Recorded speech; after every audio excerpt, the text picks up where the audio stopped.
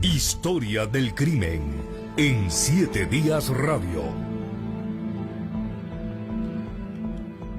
A los señores que se lo llevaron, por favor, que se comuniquen con nosotros. Estamos dispuestos a conversar.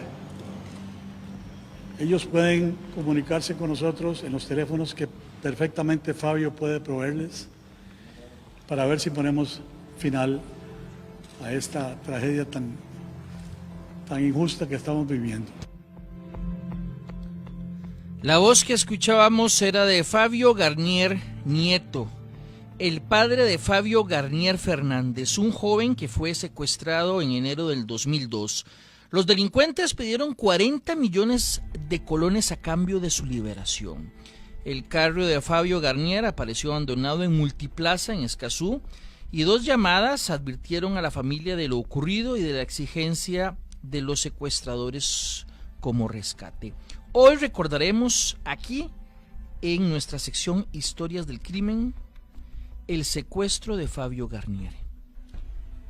Y para eso tenemos a 2 distinguidísimos invitados, hoy ya fuera del Poder Judicial porque se jubilaron, pero que tuvieron una activa participación durante décadas en el organismo de investigación judicial o en el Ministerio Público. Le doy la bienvenida primero a don Manuel Cabezas. Don Manuel Cabezas ya ha estado en otras oportunidades por acá, fue jefe del OIJ en Limón, fue jefe de la sección de homicidios aquí en San José. O sea, podemos decir sin duda alguna que por los cargos que ha tenido tiene una amplísima experiencia y conocimiento en investigaciones criminales. Don Manuel Cabezas, muchas gracias por aceptar nuestra invitación. Buen día, para mí es un honor estar aquí, y un placer participar y comentar algunos casos que ocurrieron en la sociedad para que los costarricenses recuerden históricamente algunos eventos que ocurren, y que más que todo lo hago como a nivel de prevención, para que sepan que en nuestra sociedad ocurren eventos sumamente violentos, ¿verdad? Como los que hemos comentado anteriormente, como que son también que afectan no solo a las familias en lo particular, sino a toda la sociedad. Así es, don Manuel. Además, este programa tiene otro objetivo, además de ese que usted mencionó, como por supuesto es la prevención, también es servir como de un archivo de casos que en algún momento han marcado la historia judicial de este país y que tal vez con el paso del tiempo las generaciones los han estado olvidando, pero creo que es importante y justo reconocer esas investigaciones que han pues esclarecido casos complicados, ¿verdad? Otros que no han sido esclarecidos lamentablemente precisamente por la complejidad del hecho, pero precisamente este espacio busca, entre otras cosas, servir como ese archivo judicial de casos sonados. Otro invitado que tenemos fue investigador también del organismo de investigación judicial, también se destacó muchísimo en el Ministerio Público como fiscal. Estuvo a cargo de los primeros pasos de la unidad de crimen organizado en el Ministerio Público. Don Osvaldo Henderson, muchas gracias por estar con nosotros. Con gusto, Rodolfo, buen día a todos, saludos cordiales, espero que la gente esté en su casa poniendo atención a su gran programa y cuidándose, lavándose las manos y permaneciendo en casa. Estamos a la orden para hacer un poco de memoria de estos casos que han citado.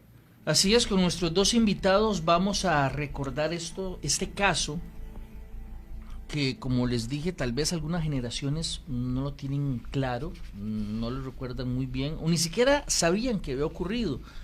Por eso vamos a empezar desde lo básico. Don Osvaldo, tenemos que remontarnos casi que a inicios de la década del 2000 cuando se da este hecho. Sí, en realidad es extraño el comportamiento criminal, pero a veces tiene curvas ascendentes de algunos fenómenos específicos. Esto sucede en una década en donde los secuestros tuvieron un alzonazo importante a inicios del 2000, Se dan varios secuestros. Este fue un poco atípico. De los secuestros que se venían dando, se daban muchos secuestros por cuestiones de deudas. En los orientales se daban secuestros por asuntos de drogas, pero este llamaba desde el inicio mucho la atención de las autoridades, en el tanto no estábamos frente a un asunto de drogas y no estábamos frente a un asunto de préstamos, de casinos y cuestiones así.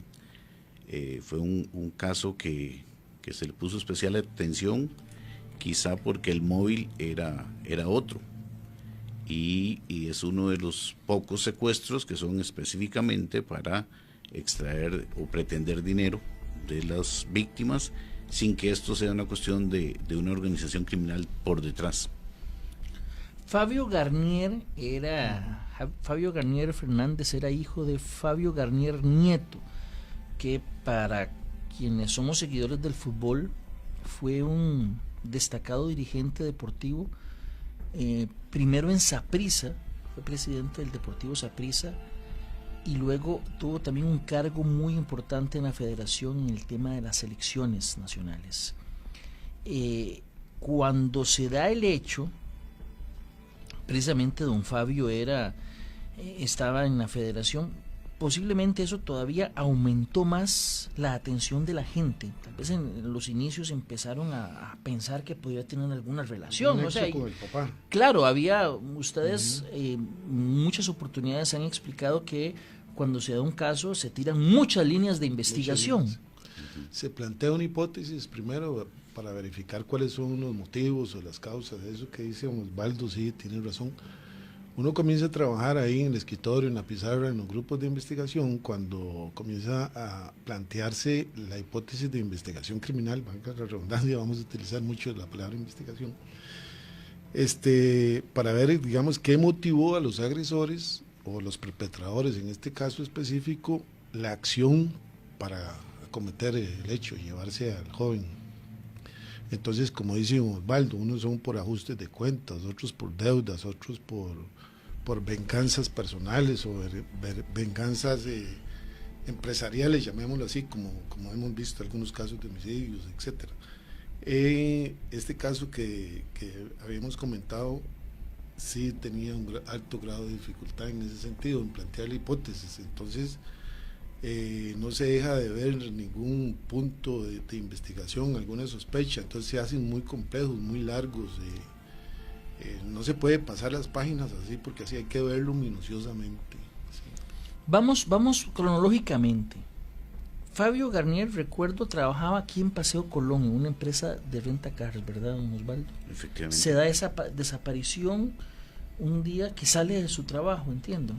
Él sale de su trabajo, viene hacia su casa y es abordado en la ruta, a un costado de la sabana. Él venía para el sector de Pavas. Venía para el sector de Pavas, de Romoser. Y su ruta normal era pues pasar al costado sur de la sabana y entrar para la esquina aquí de Canal 7, pues tomar su desvío hacia la izquierda. La investigación arrojó que efectivamente en esa curva que hay para pasar del costado sur al costado oeste de la sabana es donde lo abordan a la víctima, simulando un varonazo de un vehículo, y cuya investigación al final determinó que los perpetradores pues terminan siendo conocidos de la víctima. Vamos por partes. Estaban ellos, digamos, los perpetradores estaban con un vehículo detenido y simulando que tuvo un desperfecto mecánico. Ok. Entonces me imagino que él los reconoce y para, seguramente. Esa es la tesis. En realidad, en la investigación, como es una reconstrucción de hechos, las pruebas nos llevan a demostrar muchos de la hipótesis planteada al inicio, como lo señalaba el licenciado Cabezas. No todas son corroborables, pero sí circunstancialmente es posible ir atando un indicio con otro. Por ejemplo, el hecho de saber con la entrevista de los compañeros de trabajo a qué hora salió la víctima de la oficina, saber que además hace 2 llamadas, conversa con un tío y esas llamadas quedan registradas. Después de esas llamadas ya no tiene más llamadas el celular de la víctima, hasta que son los secuestradores los que tratan de comunicarse con un hermano de la víctima para exigir el rescate. Ellos lo llaman el mismo día al hermano. Lo llaman el mismo día, horas más tarde. Entiendo que un par de llamadas. Un par de llamadas, 2 horas más tarde. Ya para esa hora ya el vehículo había sido abandonado, el vehículo de la víctima, de Fabio, en Multiplaza, y no se logra el contacto porque además la familia de la víctima anda alguna fuera del país. Ahora que comentabas lo del fútbol, parte de la hipótesis de investigación inicial del grupo de investigadores destacados, me parece a mí, había un grupo selecto que veía los secuestros en aquel entonces, era esa, que por el dinero que había recibido el país o la federación por clasificar al mundial, que alguien tuviera la lógica de decir, bueno, don Fabio está adentro, y entonces resulta que ese dinero puede disponer, y ahí tenemos. Sí, estamos hablando del Mundial de Corea-Japón 2002. Eso fue en enero del 2002. Por clasificar Costa Rica, tenía garantizada alguna suma de dinero la federación. Sí, como es en todos los mundiales. O sea, claro, hay algún reconocimiento de la FIFA para con ellos. Y entonces, bueno, esos son notas que el periodismo deportivo pues suele destacar, ¿verdad? Dentro de lo que informan, y fue parte de lo que se supuso al inicio de parte de los investigadores, que podía haber sido algo que los motivara a ellos para pensar que había dinero disponible de parte de don Fabio. Don Osvaldo y don Manuel, yo me imagino, y ustedes me dirán, el secuestro en particular debe ser un caso muy difícil de investigar, ¿verdad? Sobre todo si se dan estas circunstancias. Ha habido casos en el pasado de autosecuestros que también son parte de una línea de investigación, ¿verdad? Y no pocos casos, recuerdo algunos importantes, en donde en el fondo la víctima está tratando de quitarle dinero a su familia. Esa era una línea, tal vez, posiblemente, como muchas otras, en todos los casos que hay que tener viva. Además de esas líneas, me imagino que hacen un estudio de lo que ustedes llaman victimología, y que tal vez don Manuel nos puede explicar, y que en pocas palabras me parece que es un estudio de la víctima para ver por dónde puede aparecer una pista, el análisis del carro pericial, a ver si se encuentra algún elemento. Eso es normal en todos los casos, don Manuel. Sí, todos los casos. Incluso yo recuerdo cuando yo estaba en la sección de robos, también nosotros hacíamos, aunque sea algo muy superficial, leemos el documento y sacamos un perfil más o menos de la víctima, sí, digamos, trabajando en robos, pero ya en casos más complejos como este tipo que estamos hablando, y también de homicidios, nosotros hacemos la victimología, la tratamos, obviamente la víctima está ausente, ¿verdad? La participación de la familia es sumamente importante. En unos casos hemos encontrado apatía de parte de la familia o un silencio. En algunos casos nos habían dicho que ese asunto mejor lo dejáramos así, por razones que había algo de ocultamiento, algo peligroso, alguna venganza detrás del primer caso o el caso denunciado. Se hace la victimología, primero se revisa en todos nuestros archivos en general, archivos en los registros públicos, en todo lo que la policía tiene acceso para tener un perfil adecuado, digamos, de la víctima. ¿Quién es la víctima? Después se plantea una hipótesis con los hallazgos encontrados, si es que hay un sitio de suceso, porque a veces no tenemos sitio de suceso. Estos casos de secuestro son bastante complejos, por dicha que hay una unidad especializada donde hay psicólogos, negociadores de rehenes, por si acaso se encuentra el lugar donde está la víctima. Actualmente la policía cuenta con equipo y laboratorios bastante desarrollados, muy modernos, uno de los más avanzados de Latinoamérica. Volviendo al tema de la victimología, con los hallazgos encontrados se comparan se hacen comparaciones para tener el perfil adecuado y de ahí buscar el motivo de quién o quiénes pudieron haber cometido el hecho y cuál es el objeto. Esto es una especie de empresa, ¿verdad?, en caso de secuestros. Por eso, digamos, la policía, y dichosamente el OIJ y Costa Rica tienen una policía que ha frenado esa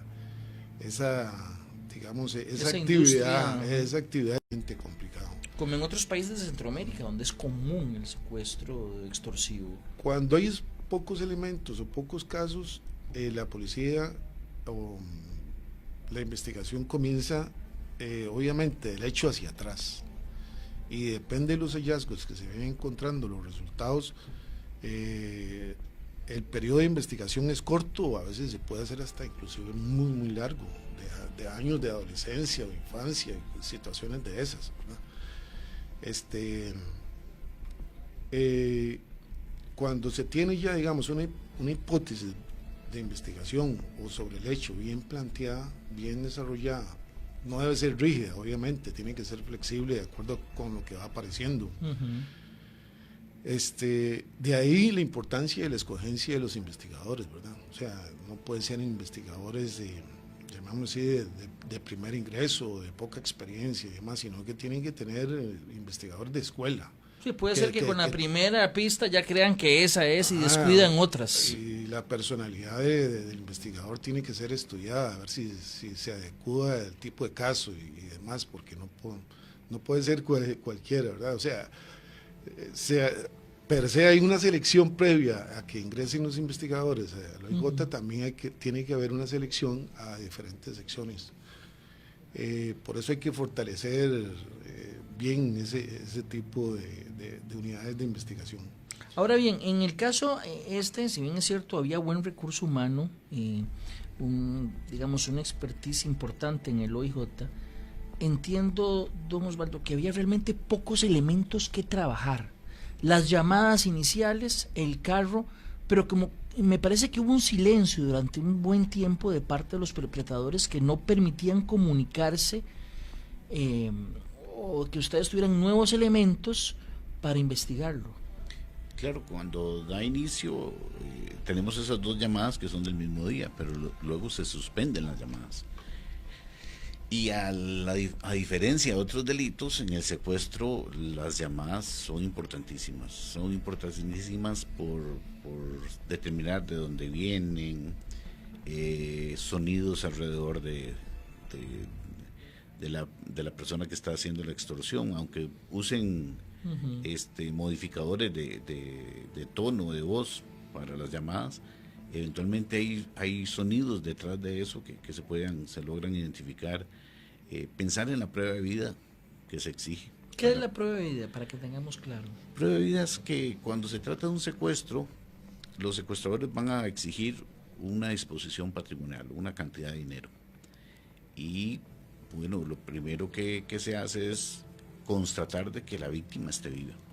O sea, que efectivamente yo no estoy negociando con un estafador que se dio cuenta del secuestro y que intervino ahí en medio de toda la situación y que va a querer extraer, digamos, ganancias sin que sea él el secuestrador ni nada. La prueba de vida puede ser una fotografía, puede ser...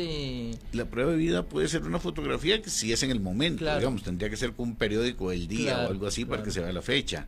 Puede ser preguntarle algo específico a la víctima. Que solo él sepa. Pregúntele a la víctima, sí, el nombre de una mascota de niño. El nombre de una mascota. El nombre de la maestra en la primaria. El primer vehículo que tuvo mi papá, qué marca era, qué color, en fin, cualquier cosa.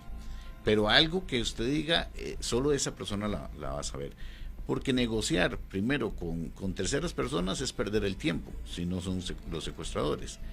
Y segundo, negociar con secuestradores si el privado de libertad ya fue asesinado, pues no tiene ningún sentido sobre todo para la familia, porque aquí lo importante es tratar de recuperar la vida.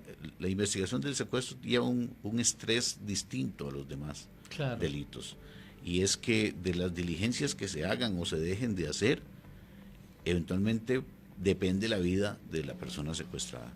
y eso le agrega, por más experiencia que se tenga, un ingrediente mayor a los investigadores y a los fiscales que dirigen la investigación sobre la atención, y eso se lleva, o sea, usted va para su casa después de la jornada laboral y va pensando, llama a medianoche a ver cómo siguen las negociaciones, porque uno sabe que eventualmente podría alguna decisión pues permitir recobrar la libertad Entonces podemos decir que al inicio estaban en una calle sin salida, en un punto ciego, que empieza a arrojar luz en este caso.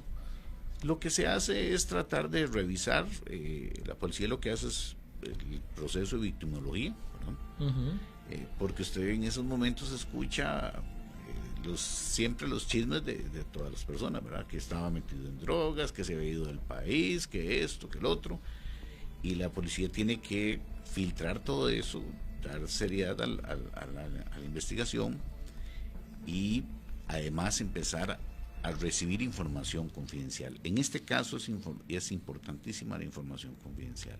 No en todos los casos se cuenta tanto con 2 informaciones de las cientos que entraron tan valiosas como en este.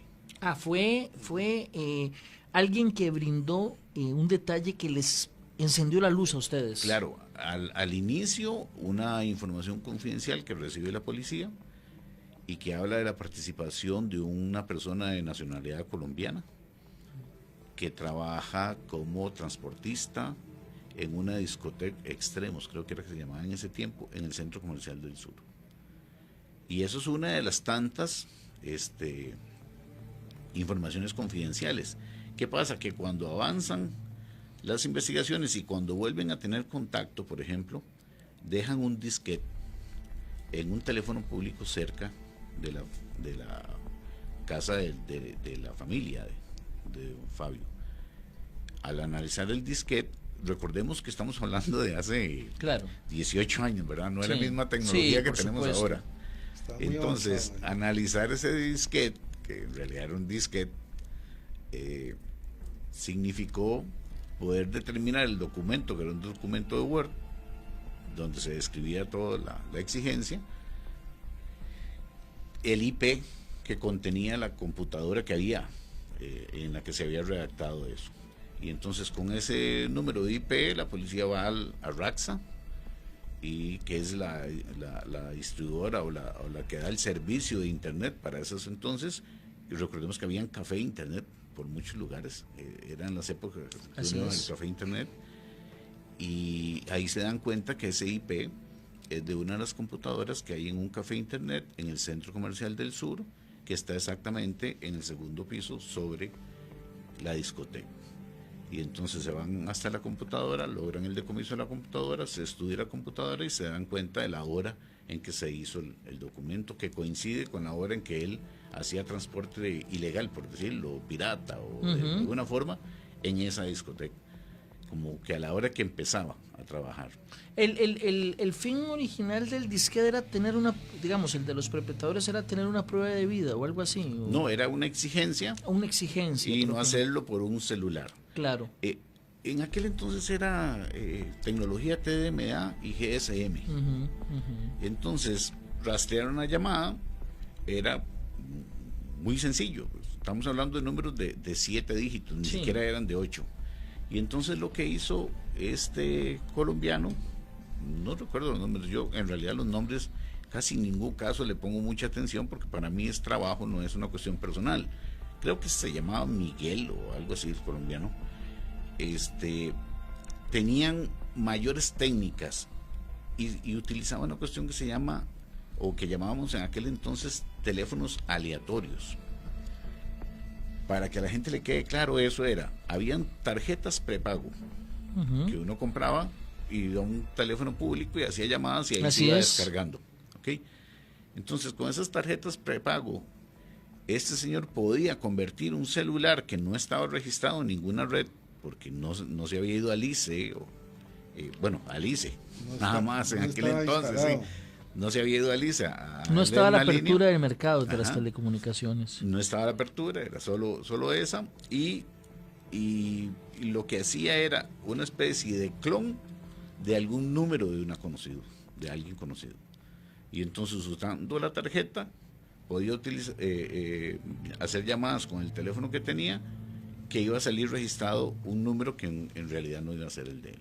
Era una técnica que no era sencilla, no casi todo el mundo, pero que efectivamente la información decía eso, y de casualidad cuando se hizo el allanamiento a esta persona, sí se encontraron documentos donde explicaba cómo ir haciéndolo en un Motorola, cómo hacerlo en un Nokia y todo eso. Pero nada más, cuando ustedes, cuando las autoridades van al café internet en Centro Comercial del Sur, me dijo, ¿verdad? Decomisan el documento, perdón, la computadora, determinan entonces el día y la hora en que se hace el trabajo en el disquete, ¿verdad? Pero no había cámaras, digamos, ahí que lograran ubicar a la persona en el café internet. No habían cámaras, lo que pasa es que ya iba, digamos, en esa época era más de conocerse de persona a persona. Y entonces, ¿quiénes estuvieron aquí? Bueno, yo creo que estuvo fulano, el otro que trabaja aquí, y entonces la policía empieza a hacerle seguimientos. Sí, posiblemente era un usuario frecuente del café internet, el sospechoso. De ahí la importancia de la participación ciudadana, claro, de la familia, que nadie oculte información, respuestas objetivas, ¿verdad?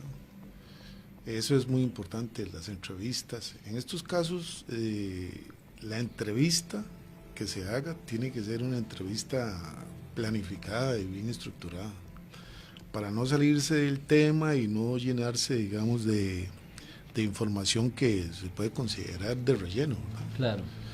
Y a veces con informaciones o indicios que uno pueda rescatar de un informante, un colaborador, un testigo o lo que sea, uno puede tener una pista equivocada. Se plantea una hipótesis con indicios, digamos, que sean valederos, pero que no tengan nada que ver con el caso, pero sí tienen ligera sospecha. Parece una confusión. Pero si el profesional que está llevando el caso es rígido, llamémoslo así, con una estructura fuerte, y decir, este es el indicio que vamos a seguir, y si no es flexible, con apoyo de los demás, con apoyo de todo el equipo, eso es tiempo que es muy delicado perderlo. Como dice el licenciado Henderson, en estos casos de secuestro hay que actuar rápido, casi que yo recuerdo a los compañeros de esas unidades en aquel entonces y la fiscalía que no dormían, se iban muy tarde cuando tenían un caso específico, ¿verdad? Un caso de este tipo. ¿Por qué? Porque por la vida, ¿verdad?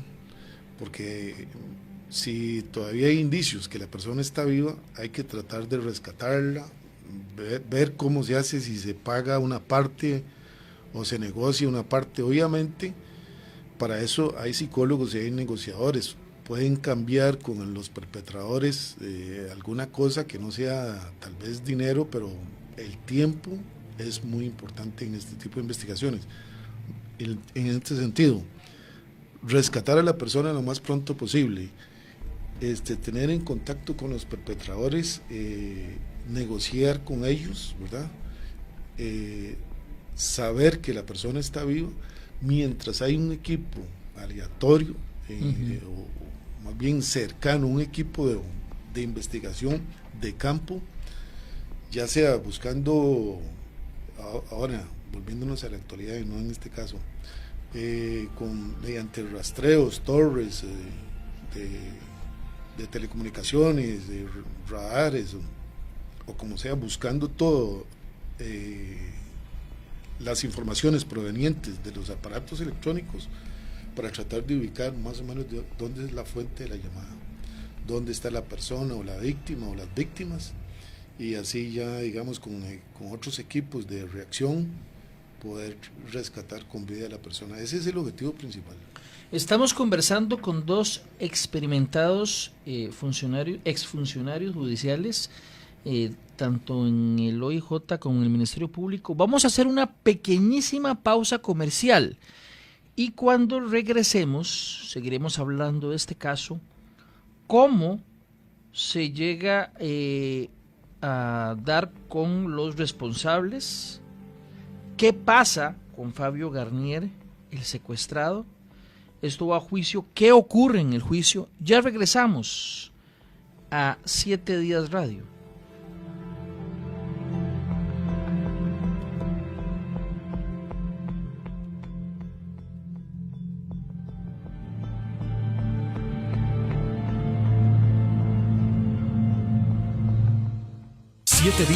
Desde hace 43 años, con 36 carreras y 35.000 estudiantes, demostramos que la educación puede trascender las aulas con el uso de la tecnología, permitiendo estudiar a cualquier hora y en cualquier lugar, sin sacrificar su trabajo, familia o la seguridad de su hogar. Hoy estamos listos para superar nuevos retos, porque la vida sigue adelante y usted también.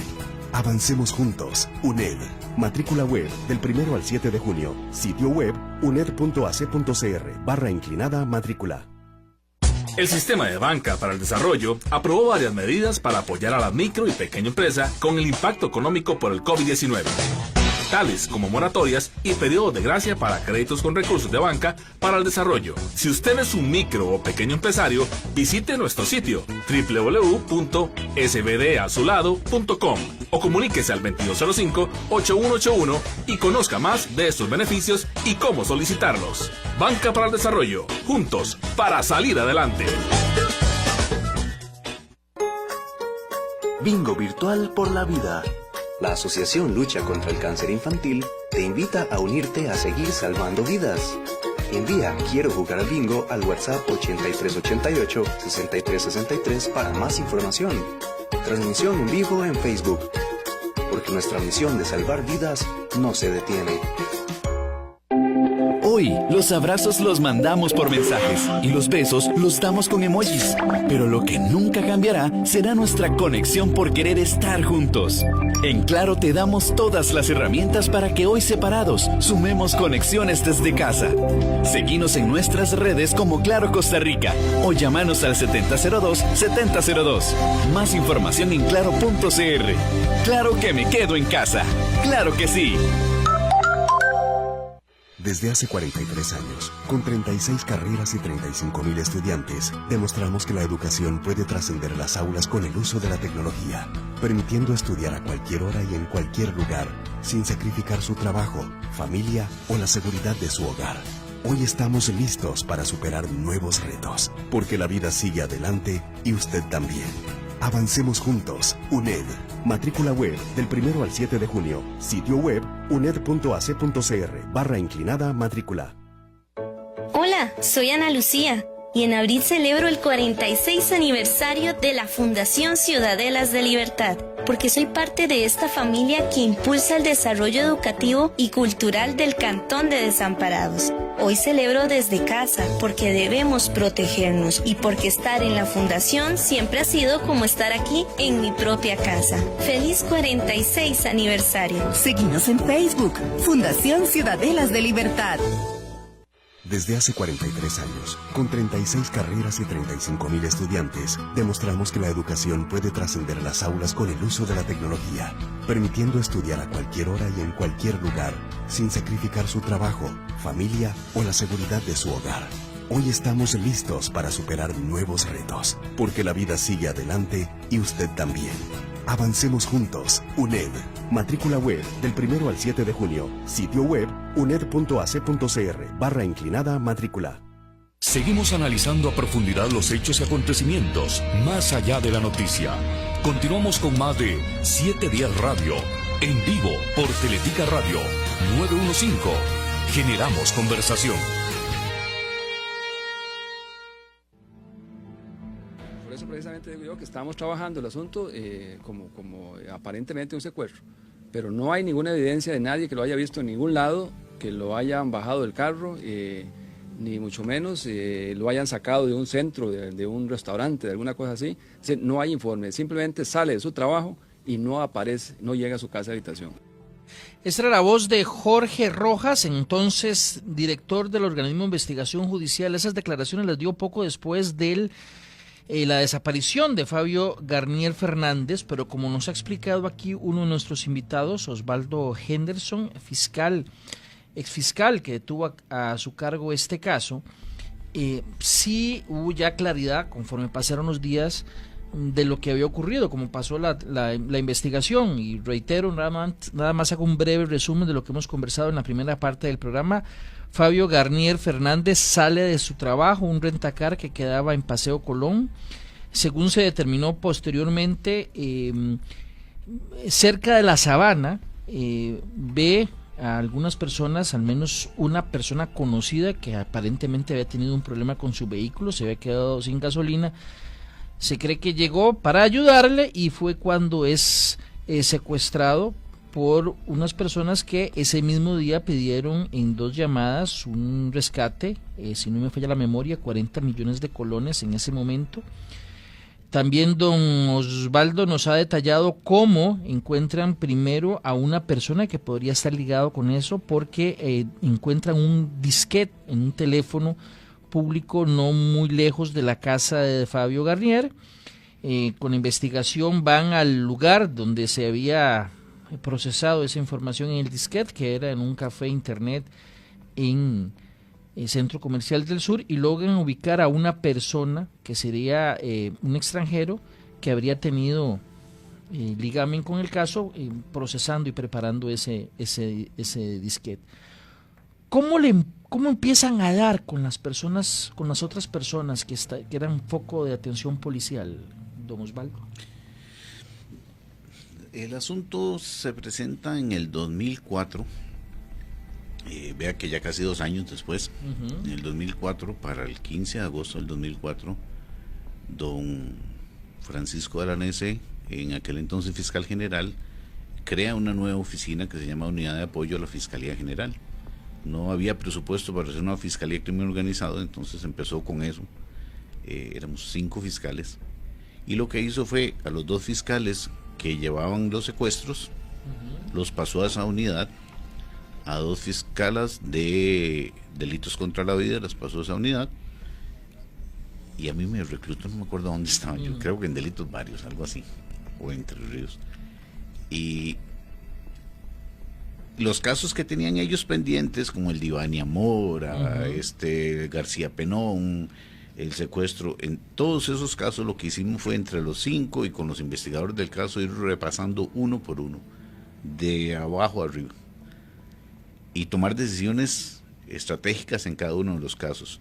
No escapa el de Fabio Garnier, que se decidió en esa reunión con la policía, que con la prueba que había en ese momento, y que había hace casi un año atrás, con el que se había dictado prisión preventiva al colombiano, era suficiente prueba para tener a los otros que habían estado, que había recibido información confidencial, que había una declaración por ahí, que de una entrevista hecha con defensor y todo, que posiblemente en un juicio se abstendría porque tenían derecho por la cercanía con uno de los imputados, pero que hablaba todos los detalles de cómo lo habían ejecutado entre 4 personas. Esto nos hizo tomar la decisión de hacer allanamientos y detenciones. Habían varios indicios, digamos, las comunicaciones del colombiano. Ya sabíamos con quién se había comunicado, ya la Oficina de Planes y Operaciones había hecho un análisis. Lo que no estábamos muy seguros, o no estaban muy seguros hasta ese momento, era del peso probatorio de los indicios que se tenían. Y sobre todo porque hablar de un caso de secuestro o de homicidio sin la víctima es difícil, ¿verdad? No era, menos para aquel entonces, no era algo normal. Confiamos en que el hecho de hacer el operativo generara algún tipo de confianza, valga la redundancia, en los testigos o en los informantes, que supieran que una vez estando detenidos tendrían más libertad para dar información a la policía. Y efectivamente, o sea, poco después de los allanamientos, de las detenciones, ingresó una información confidencial. Esas ya no ingresó a la policía, sino que ingresó a la fiscalía, donde decía que el cuerpo había sido enterrado, y daba específicamente el lugar digamos, no el lugar como en coordenadas, pero sí en Ciudad Colón, carretera a la Universidad para la Paz, que después de Ciudad Colón, creo que era el segundo puente, antes del segundo puente en la curva hay una piedra grande, que entre esa piedra grande y el puente en el lote de la derecha estaba sepultado el cuerpo. Ahí estaba, efectivamente. Y efectivamente estaba. Topamos tenía hasta una losa, una parte de cemento, que habían echado cemento también, tierra. Yo siento que en estos casos uno puede tener mucha dedicación, pero a veces topa con suerte en la carrera. Una connotada compañera, Guido, conocía a un antropólogo del museo, lo fue a buscar, y de pura casualidad el señor no estaba, pero había un muchacho, Conrad, que andaba haciendo trabajos de eso, antropólogo forense, no recuerdo si es estadounidense o canadiense, y él se ofreció, dice, yo les puedo ayudar, con el poco español que hablaba él, ahí, se ofreció, nos contó que había estado en Guatemala y en otros países buscando fosas comunes. Imagínese. Entonces la experiencia de él era algo vital. Lo primero que pidió fue algún equipo policial que tuviera experiencia en búsqueda de bombas. Creo que eran zapadores, o cómo era que se llamaban los del Ministerio. Del Ministerio de Seguridad Pública, los zapadores. Ellos nos ayudaron y fuimos a localizar el lugar. Y la policía trabajó como semana y media. Ahí. Apareció, hicieron prueba de ADN y dio positivo. Era Fabio. Él estaba enterrado, había plástico sobre él, después había cal, y después cemento, y después la tierra. Sacaron su rato. Sí, nos decía el antropólogo, vea, la cal es para que seque el cuerpo normalmente.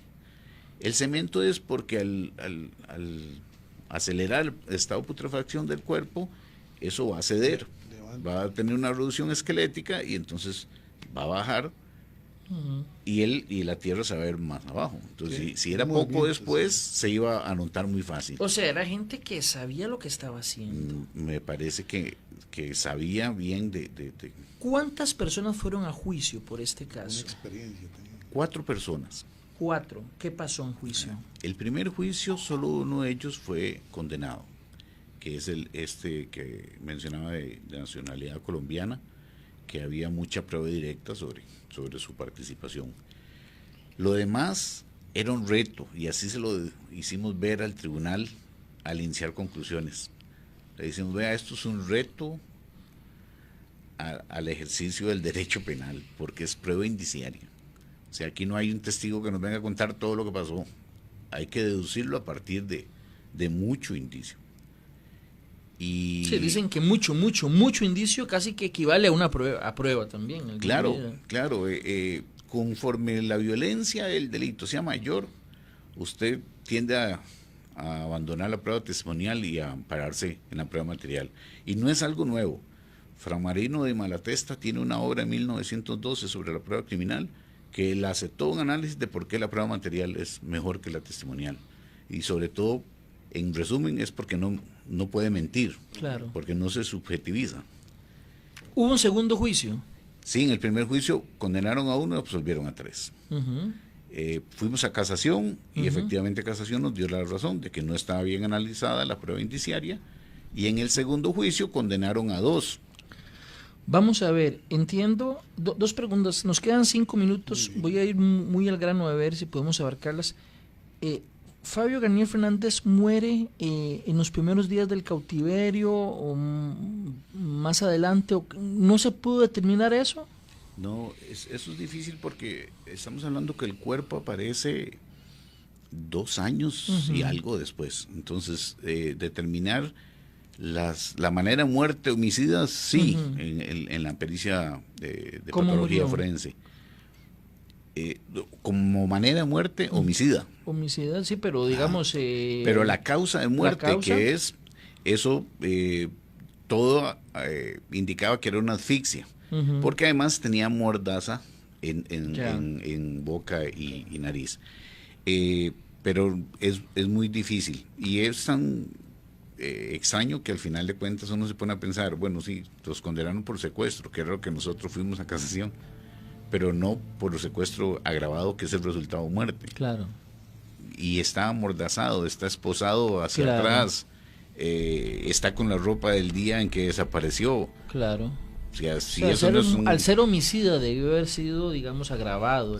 Sí, porque la figura del secuestro extorsivo se agrava y la pena llega hasta 50 años y hay resultado muerte. Hubo una persona cercana a la familia vinculada. Cercana quiero decir amigo, tenía algún tipo de amistad. 3 de ellos eran conocidos del barrio y uno era más afín. De hecho, la investigación al OIJ le costó, porque cosas que se hablaban en la familia lo sabían los secuestradores cuando hacían las llamadas extorsivas o exigencias, y eso era porque un familiar de uno de ellos les contaba. Quizá no logramos determinar que fuera dolosamente, pero él pasaba ahí preguntando cómo sigue la situación y después le contaba a su hermano. Claro. Vamos a escuchar, antes de terminar, una inserción más que es de don Fabio Garnier Nieto, el padre de Fabio Garnier. Don Fabio Garnier Nieto murió. Él dice y cuenta que hubo mucha gente que lo quiso estafar. Escuchemos rápidamente la inserción. Nosotros eso lo tenemos muy claro al pedir cosas que nosotros sabemos, solo Fabio y nosotros conocemos, entonces prácticamente se descartan ese tipo de llamadas. Las llamadas que hacen ustedes preguntan datos muy personales. Ese es el método que están usando para descartar. Sí, datos que Fabio y nosotros sabemos únicamente o que se ha vivido en alguna ocasión. Era don Fabio Garnier en ese momento contando que mucha gente estaba llamando y ofreciendo información a cambio de dinero. Y voy a terminar con esto, don Manuel. Muchas veces la policía dice que no se aconseja pagar la recompensa en casos de secuestros extorsivos. ¿Por qué? ¿Cuál es la preocupación que hay en ese tema? Pagar recompensa hace en varios eventos de este tipo, lo que hace es florecer una empresa. Si en un caso tuvieron éxito, porque como toda empresa el objeto es tener alguna ganancia, claro, digamos, este tipo de hechos en el secuestro siempre va a cambio de dinero o algún objeto en ese sentido. Si se cumple el objeto constantemente, lo que vamos a tener aquí son empresas de secuestros, hacer el secuestro florece en la industria del claro, secuestro. Sí. Y entonces en ese sentido, del punto de vista policial, no se recomienda, pero la familia, en aras de tratar de rescatar... Por supuesto, hay que comprender y ponerse los zapatos claro. Entonces muchas veces hasta se apartan de las negociaciones entre la policía y lo hacen privadamente. Y también para terminar... Y eso no se aconseja en ningún momento. Don Osvaldo, muy rápidamente, porque me queda un minuto, la industria del secuestro necesita más personas con mayor capacidad, con mayor conocimiento. No es el delincuencia común, es realmente crimen organizado, porque se ocupan los perpetradores propiamente, los que se lo llevan, el autor material, el intelectual, el que piensa, el líder, el que cuida a la persona secuestrada, los que cuidan a la persona secuestrada, el que hace el contacto. Quiero decir, hay cierto grado de complejidad que hace también una característica de este hecho. Una división de funciones. Claro. Sí, y es bastante compleja. Además de que el mantener a la víctima significa exposición posible para ellos, hasta en cuestiones de comida. Claro. O sea, cuestiones de buscar en un caso un lugar donde hicieran hamburguesas con mucho ajonjolí, porque era lo que indicaba una víctima que estuvo en un túnel. Son detalles que no se pueden a dos personas como los asaltantes de la calle, claro, ocurrírsele cómo realizarlo para que termine bien. Cuando una sociedad presenta muchos secuestros es que la criminalidad ha llegado a un nivel preocupante. Les agradezco a ambos, de verdad, nos ganó el tiempo. Un placer haberlos tenido a los dos por acá. Ojalá que no sea la última vez. Me encantaría seguir repasando casos sonados con ustedes que han tenido, digamos, la expertise y la experiencia de enfrentarlos y de resolverlos. De verdad, muchas gracias. Con mucho gusto. Gracias a ustedes también por acompañarnos. Si Dios lo permite, los esperamos en una nueva entrega aquí en Historias del Crimen en 7 Días Radio. Hasta entonces.